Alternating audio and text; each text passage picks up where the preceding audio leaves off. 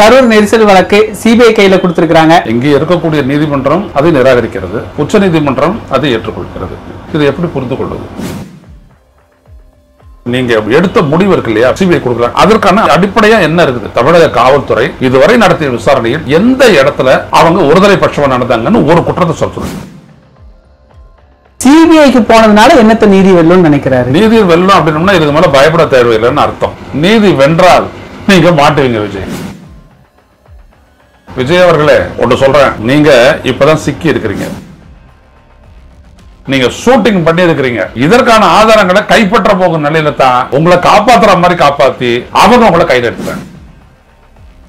எடப்பாடி கூப்பிட்டாங்கல்ல, போயிட்டு திரும்பி வரும்போது மூஞ்ச மூடிட்டு வந்தாரா, இதே மாதிரி ஒரு டிராமாக்கு நீங்க ரெடியா இருங்க.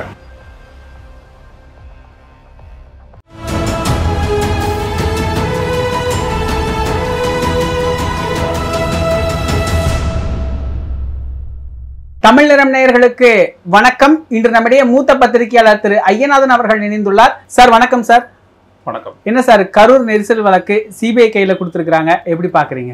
இப்போ சிபிஐக்கு கொடுக்கறது அப்படின்றதுக்கு ஒரு அடிப்படை வேணும். ஏன் சிபிஐ கொடுக்குறாங்க? ஒரு மாநில அரசனுடைய காவல்துறை விசாரணையை முறையாக மேற்கொள்ளவில்லை என்கின்ற குற்றச்சாட்டு ஆதாரபூர்வமாக நீதிமன்றம் அறியும் பொழுது, உணரும் பொழுது, அதை அவர்கள் மத்திய புலனாய்வு கழகம் CBI, central bureau of investigation, அதுக்கு அவங்க கொடுப்பாங்க. இந்த இடத்துல இப்படி ஒரு கோரிக்கை சென்னை உயர்நீதிமன்றத்தினுடைய மதுரை கிளையிடம் வைக்கப்பட்டது. அதில் பிஜேபியை சேர்ந்த ஒரு கவுன்சிலர் உமா ஆனந்தனா அவங்க வந்துட்டு கூட ஒரு மனுதாரர். அப்போ நீதிபதிகள் தண்டபாணியும் அப்புறம் நீதிபதிகள் இன்னொருத்தர் தண்டபாணியும் இன்னொரு அவர்கள் ரெண்டு பேரும் சேர்ந்த அந்த பெஞ்ச் என்ன சொல்லிச்சுன்னா, இந்த விசாரணை இப்போ தான் தொடங்கியிருக்கு, இதுக்குள்ளே என்ன குறை கண்டிங்க? ஒன்றும் இல்லை, அதனால் சும்மா அவங்களுடைய அரசியல் கடமை கோர்ட்டை நீதிமன்றத்தை பயன்படுத்தாதீங்க, இதை சிபிஐக்கு மாற்றத்துக்கு எந்த விதமான அடிப்படையும் இல்லைன்னு சொல்லி நிராகரிச்சிச்சு. இங்கே இருக்கக்கூடிய நீதிமன்றம் அதை நிராகரிக்கிறது, உச்ச நீதிமன்றம் அதை ஏற்றுக்கொள்கிறது. இதை எப்படி புரிந்து கொள்வது? நீதிமன்றம், உச்ச நீதிமன்றம் என்ன சொல்லுது அப்படின்னோம்னா, மற்றதெல்லாம் விட்டுருங்க, உச்ச நீதிமன்றம் சொல்கிறதெல்லாம் அதெல்லாம் சட்ட ரீதியான ஜூரிஸ்டிக்ஷன் வந்துட்டு மதுரை கோர்ட்டு தானே, அதை எப்படி மெட்ராஸ் கோர்ட்டில் வந்துட்டு ஒரு ஜட்ஜி விசாரிச்சாரு, அந்த கதையெல்லாம் அப்புறம் இருக்கட்டும், ஏதோ அது அவங்களுக்குள்ள கம்யூனிகேஷன் பண்ணிக்குவாங்க. ரெஜிஸ்ட்ரார் டு உச்ச நீதிமன்றம் அது வேறு. என்ன சொல்கிறாரு அப்படின்னோம்னா, பொதுமக்களுக்கு, இந்த நாட்டு குடிமக்களுக்கு பாரபட்சமற்ற நியாயமான பக்கச்சார்பற்ற விசாரணைக்கு உரிமை உண்டு. அதானே இதுவரைக்கும் நடத்தப்பட்ட தமிழக காவல்துறை நடத்திய விசாரணையில், அல்லது அஸ்ரா கார்க் தலைமையில் நடத்தப்பட்ட விசாரணையில், அல்லது சென்னை உயர்நீதிமன்றத்தினுடைய சென்னை அமர்வு நீதிபதி செந்தில்குமார் அவர் சொன்ன அந்த அஸ்ரா கார்க் தலைமையிலான அதுவோ, இல்லை தமிழக அரசு நியமித்த நீதிபதி அருணா ஜெகதீசன் அந்த அந்த ஆணையமோ எதையாவது தப்பாக விசாரித்தாங்க அப்படின்னு எந்த அடிப்படை புகாராவது இருக்கா? இல்லை. அப்போது இந்த வார்த்தையை பயன்படுத்துறதுக்கான அர்த்தம் என்னது?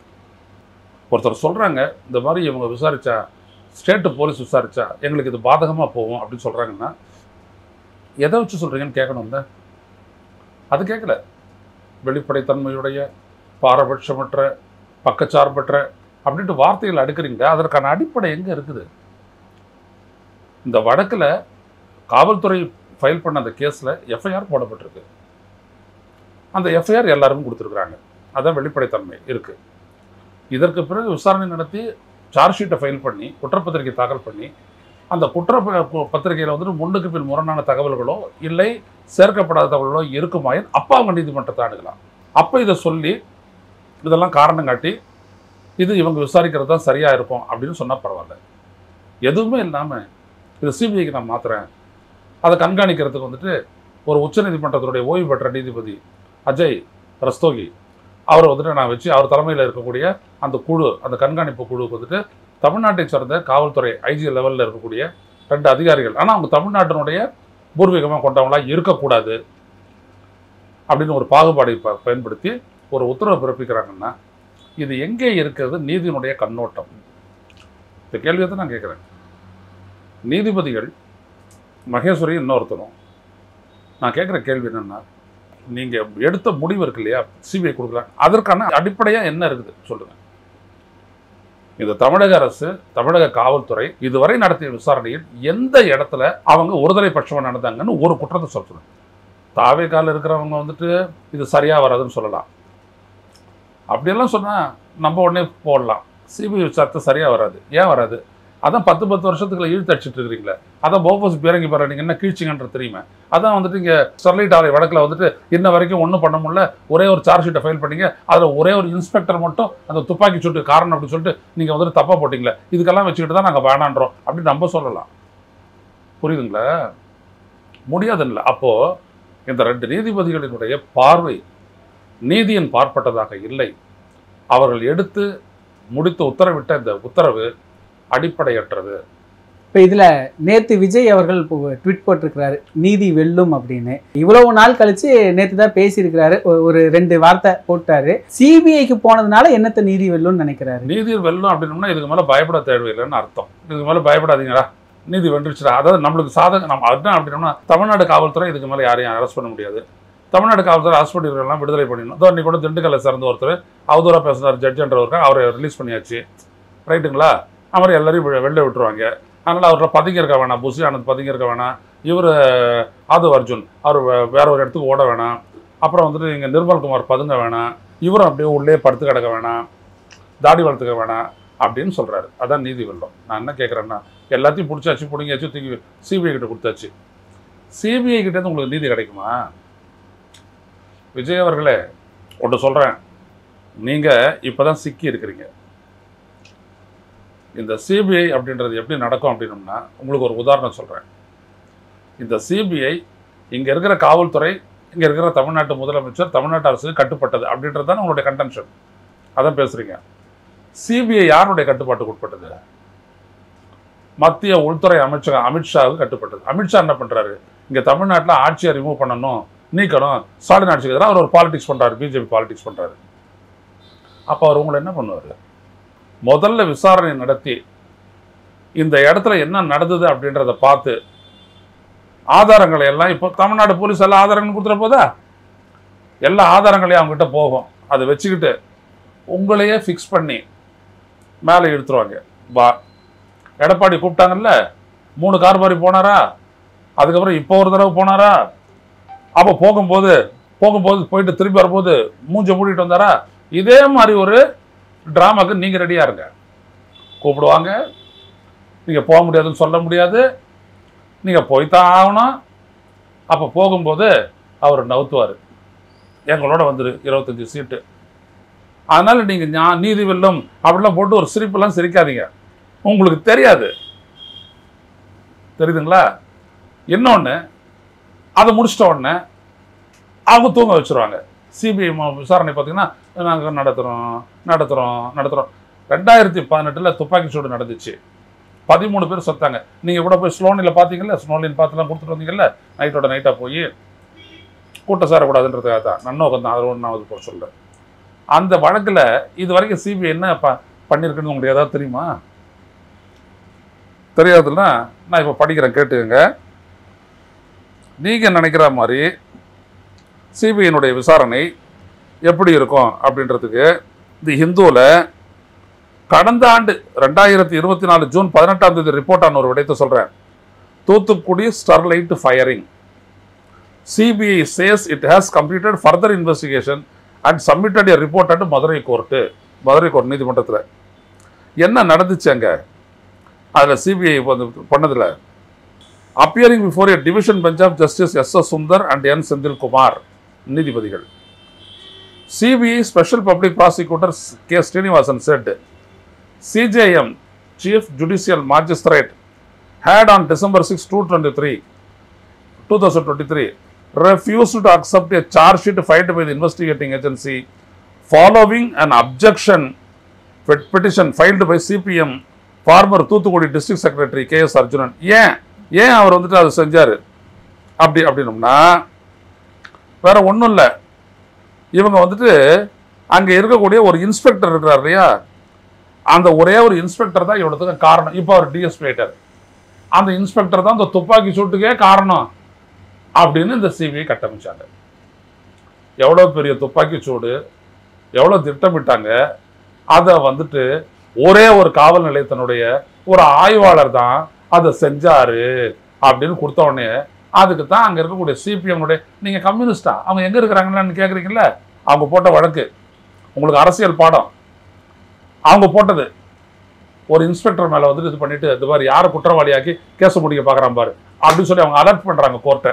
அதான் கோர்ட்டு சொல்லுது, we will not accept that charge sheet, குற்றப்பத்திரிகை. இப்போ புரியுதுங்களா? இதுல ஏதாவது உங்களுக்கு புரியாது கஷ்டம். உங்களோட இருக்கக்கூடிய யாராவது சட்டம் தெரிஞ்சவங்கள ஒருத்தரை கூப்பிட்டு இது என்னது இந்த மாதிரி சொல்றாங்களே அந்த கேஸ் என்னது அப்படின்னு சொல்லிட்டு கேட்டுக்கங்க விஜய். ஸோ உங்களையும் சிக்க வைக்கலாம், இந்த கேஸையும் ஆற போட்டு அந்த 41 பேர் செத்தாங்களே அவங்களுக்கான நீதி வழங்கப்படாமலே போலாம். 13 பேருக்கு வழங்கலையே, 41 பேர் கிடைச்சிருமா? இது மக்களுக்காக நான் சேர்த்து சொல்றேன். புரிஞ்சுக்கங்க. அப்படியே மானிட்டரிங், அப்படியே அந்த உச்ச நீதிமன்றத்தினுடைய ஓய்வு பெற்ற நீதிபதி அவர் பார்த்துக்குருவாரு. இவங்க ஒரு மாதம் ரிப்போர்ட் தருவாங்க, எல்லாம் பண்ணிட்டு இருக்கிறோம் ஆமாம் பண்ணிட்டு இருக்கிறோம் அப்படின்னு சொல்லுவாங்க. ஒரு உச்சபட்சம் இதுதான் சிபிஐ தூத்துக்குடி ஸ்டெர்லைட் ஆலை தொடர்பான ஃபயரிங், அந்த துப்பாக்கி சூடு தொடர்பாக சொல்லியிருக்கேன். இன்னொன்று சொல்கிறேன், போஃபோர்ஸ் பீரங்கி பேர வழக்கு கமிஷன் வாங்கினது சிபிஐ தான் விசாரிச்சது. சிபிஐக்கு முக்கியமான ஆவணங்கள் எடுத்தாந்து கோர்ட்டில் தாக்கல் செய்யணும். அதில் என்ன கேஸு, இடைத்தரகனை வைக்கிறது இல்லை அப்படின்னு ஸ்வீடனும் இந்தியாவும் ஒப்புக்கிட்டாங்க ராஜீவ்காந்தி இருக்கும்போது. ஆனால் இடைத்தரகன் வந்தால் கமிஷனும் வாங்கினான் to the tune of 64 crores. இதில் இந்துதா சகோதரர்கள் அடக்கம். ஏன்னா ராஜீவ்காந்திக்கு நேரடியாக பணம் வரல, இந்துதா சகோதரர்களுக்கு போயிட்டு அப்புறம் அப்படி வந்து ரூட் ஆகுது. இருந்தாங்க ஒட்டோவியோ குட்ரோக்கி, இன்னும் சிலர்லாம் இருந்தாங்க. இவங்களாம் மிடில் மேனை வைக்கக்கூடாத இடத்துல மிடில் மேனை வச்சாங்க. அப்படின்ற எல்லாத்தையுமே அந்த ஸ்வீடனுடைய போஃபோர்ஸ் ஏஜி அந்த நிறுவனத்தினுடைய தலைவர் மார்டின் ஆட்போ அவர் எழுதின கடிதத்தை கைப்பற்றிய ஸ்வீடன் இன்வெஸ்டிகேட்டிங் ஏஜென்சி இந்த ஆதாரம் அப்படின்னு சொல்லி கொடுக்குது. இந்த சிபிஐ என்ன தெரியுமா பண்ணுச்சு, எங்களுக்கு ஒரிஜினல் வேணாம் ஜெராக்ஸ் கொடுங்கச்சு. சிரிப்பா வரல மக்களே. அந்த நாடு சொல்லுது, அந்த நாட்டினுடைய சீஃப் இன்வெஸ்டிகேட்டிங் ஆஃபீஸர் சொல்றான், அந்த நிறுவனத்தில் இருக்கக்கூடிய அவனுடைய டைரக்டர் அவன் சொல்லியிருக்கிறான், அவன் எழுதின கடிதத்தை பிடிச்சி ஆட்போ டைரி ஃபேமஸ் அப்போ எல்லாத்தையும் டாட்டா பண்ணியிருக்கான், குறிச்சு வச்சிருக்கிறான். ஒரிஜினல் கொடுக்குறான், ஜெராக்ஸ் கொடுக்க போகுதுன்னு ஜெராக்ஸ் வாங்கிட்டு வந்து நீங்கள் டெல்லி ஹைகோர்ட்டில் பண்ணாங்க. அவன் தூக்கி அடிச்சான். இப்படியாடா இன்வெஸ்டிகேட் பண்ணுவீங்க அப்படி சொல்லி தூக்கி அடிச்சுட்டு கேஸே டிஸ்மிஸ் பண்ணிட்டான். ஸோ அந்தாண்ட இந்துஜா சகோதரர் தப்பிச்சிட்டாங்க, இந்தாண்ட எல்லாரும் சோனியா ஆண்டு கம்பெனி குடும்பம்லாம் தப்பிச்சிட்டாங்க. போஃபோர்ஸ் பீரங்கி வேற ஊழல் வழக்கு என்னாச்சு, புதைச்சாச்சு. அதனால எங்களை போன்ற பத்திரிகையாளர்களுக்கு நல்லா தெரியும். அதனால உச்ச நீதிமன்றம் அப்படியே ஒரு கண்காணிப்பு, இதெல்லாம் பார்த்து மயங்காதீங்க. முதல் ஆபத்து உங்களுக்கு, ரெண்டாவது ஆபத்து உண்மைக்கு. ஆனா அப்ப நீங்க என்ன பண்ணுவீங்க? உண்மைக்காக இருக்கக்கூடிய ஆதாரங்கள் எல்லாம் இப்ப காவல்துறை கிட்டே அங்க போகும். ஆனா எங்க காவல்துறை கிட்டே இருக்குல்ல, அட்வர்ஸா இவங்க எது சொன்னாலும் தோ இருக்கு எவிடன்ஸ் இதுக்கு எதிராக அப்படின்னு சொல்லிட்டு தமிழ்நாடு காவல்துறை உடைச்சிரும். நான் கொடுத்த நீ ஏன் பயன்படுத்தலான்னு கேட்கும். இப்போ புரியுதுங்களா விஜய்? நீங்க நினைக்கிற மாதிரி உங்களுடைய ஆதவ் அர்ஜுன் சந்தோஷப்படுற மாதிரி, அப்புறம் உங்களுடைய ஆட்கள் எல்லாம் அப்படியே போடுற மாதிரி தான் உங்களுக்கு ஹாப்பியர் டைம்ஸ் எல்லாம் வரல. நீங்க ஒரு உள்நோக்கத்தோட அங்கே கூட்டத்தை கூட்டினீர்கள். ஏன்னா 4, 5 மணி 6 மணி வரைக்கும் அங்க ஒன்றும் நிகழலை, எந்த நெரிசலும் நிகழலை. நீங்க வரும்போது வந்த கூட்டம் ஏற்கனவே அங்கே கூடியிருந்த கூட்டத்தோடு கலந்து அங்கே இருந்த அந்த நெரிசல் அதிகரித்தது. அந்த நேரத்தில் உங்களுடைய பேருந்தை உள்ளே கொண்டு வந்ததனால் பின்னுக்கு தள்ளப்பட்ட மக்கள் சாப்பிடாத சோறு தண்ணி இல்லாத இருந்த விளைவு, காத்தால இருந்துட்டு மயக்கம் போட்டாங்க, விழுந்தாங்க, மிதிப்பட்டாங்க, செத்தாங்க. நீங்க இதில் தப்பிக்கவே முடியாது.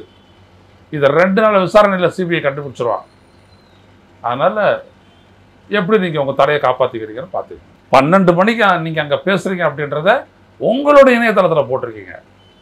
அதனால ஆதவ் அர்ஜுன் அப்படி சொல்றாரு, காவல்துறைக்கு நாங்க இப்படி சொன்னோம் அப்படிலாம் டான்ஸ் ஆடாதீங்க. அதெல்லாம் நடக்கலை. எனவே எவ்வளவு தூரம் உண்மையை வெளிக்கொணர முடியுமோ அதை ஊடகங்களும் இங்க இருக்கிறவங்களும் வெளியில கொண்டாந்துட்டோம். ஒன்னே ஒண்ணுதான், நீங்க ஷூட்டிங் பண்ணி இருக்கிறீங்க. இதற்கான ஆதாரங்களை கைப்பற்ற போகும் நிலையில தான் உங்களை காப்பாத்துற மாதிரி காப்பாத்தி அவங்க உங்களை கையில் எடுத்துட்டாங்க. இல்லாட்டி நேரம் வந்துட்டு பஸ் பறிமுதல் ஆகிருக்கும், என்ன எல்லாரையும் அரெஸ்ட் பண்ணியிருப்பாங்க, எல்லாம் விசாரணை நடந்திருக்கும், என்னத்துக்கு கூட்டம் கூட்டினீங்க, எக்ஸ்ட்ரா வந்தவங்க எவ்வளோ பேர், எல்லா விஷயத்தையும் தெரிஞ்சிருக்கும். அவரு ஊர் ஊராக வந்து பேசுகிறாரு. எதுக்கு கோயம்புத்தூர்லேருந்து வராங்க, ஈரோட்லேருந்து வராங்க, சேலத்துலேருந்து வராங்க, ஏன் வந்து அங்கே சொல்லுங்க. அப்போது எல்லாத்துக்கான பதில் அங்கே இருக்குது. ஆனால் அதெல்லாம் வந்துட்டு எடுத்தாச்சு. ஸோ உங்களை நீங்கள் காப்பாற்றிக்கிறதா நினச்சிக்கிட்டு நீதி வெல்லுன்றீங்க. நீதி வென்றால் நீங்கள் மாட்டுவீங்க விஜய். Simple as that. நிகழ்கால அரசியல் குறித்து பல தகவல்களை பகிர்ந்து கொண்டதுக்கு நன்றிங்க சார். இதே போன்று நிகழ்கால அரசியலின் சாரம்சங்களை அரசியல் ஆளுமைகளின் நேர்காணல் வழியே தொடர்ந்து காண தமிழ் நிறம் வலையொலியை சப்ஸ்கிரைப் செய்யுங்கள். தங்களின் மேலான கருத்துக்களை கருத்துளை பெட்டியில் பதிவிடுங்கள். நன்றி, வணக்கம்.